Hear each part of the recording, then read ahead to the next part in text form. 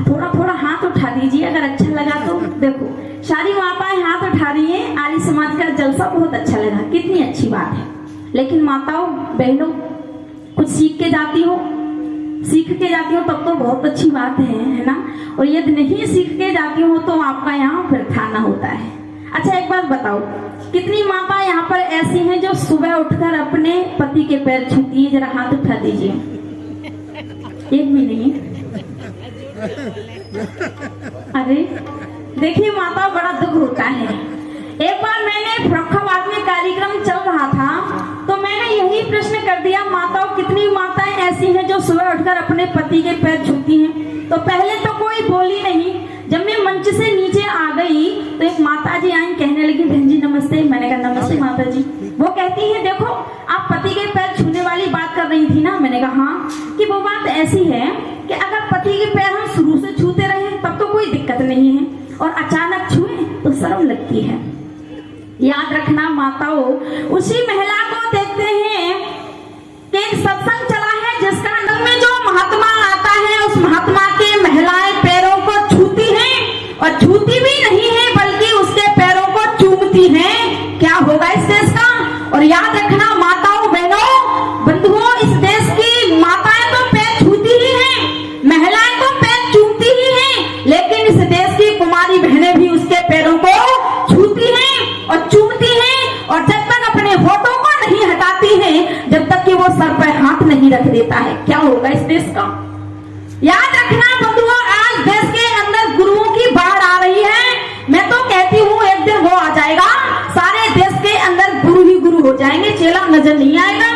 कितने गुरु तो ढकेलों में चल रहे हैं, कितने गुरु रेलों में चल रहे हैं, और कितने गुरु जेल में पड़े हैं, और कितने गुरु जेल में जाने के लिए तैयार हैं। सबकी सीबीआई जांच चल रही है, कोई बचेगा नहीं, क्योंकि जो व्यक्ति धर्म की आड़ में अधर्म कर रहा होता है वह व्यक्ति बचता नहीं है।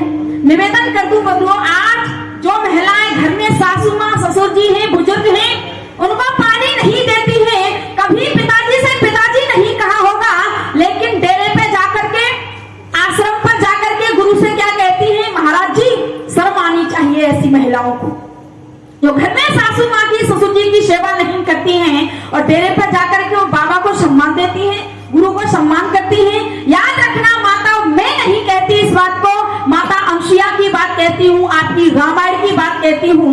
माता अंशिया सीता जी को उपदेश देती है, बेटी जो स्त्री अपने सास ससुर पति को छोड़ करके अन्य उपवास करती है, अन्य तीर्थों में जाती है, वह घोर नरक में पड़ती है। लेकिन याद रखना आज गुरुओं के चक्कर में माताएं कितनी भाग रही हैं। आपने शायद नाम सुना होगा, ये जुम्नी स्वामी जी हैं, नोएडा के बड़े अच्छे विद्वान हैं। वो एक बार भाषण दे रहे थे और वो संतों के बारे में बतला रहे थे। जैसे ही उनके मुंह से संत आसाराम का नाम निकला तो महिलाओं की संख्या में एक महिला खड़ी हो गई, कहने लगी स्वामी जी बंद हो जाइए। स्वामी जी ने कहा देवी जी क्या कोई गलती हुई, क्या हुआ?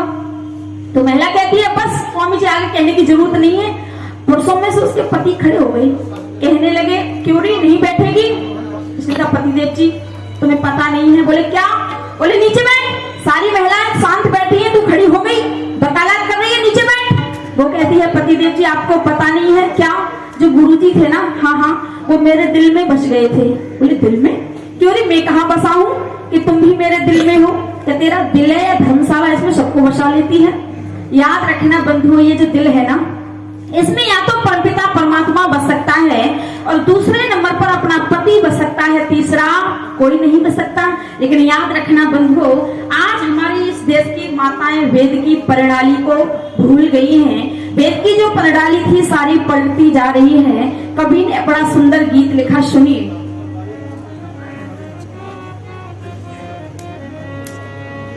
एर गई पलट वेद प्रणाली, हुआ देश धर्म से खाली। रे गई पलट वेद प्रणाली, हुआ देश धर्म से खाली।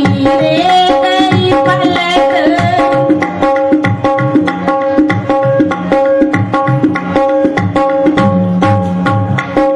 ऋषि मुनि और सत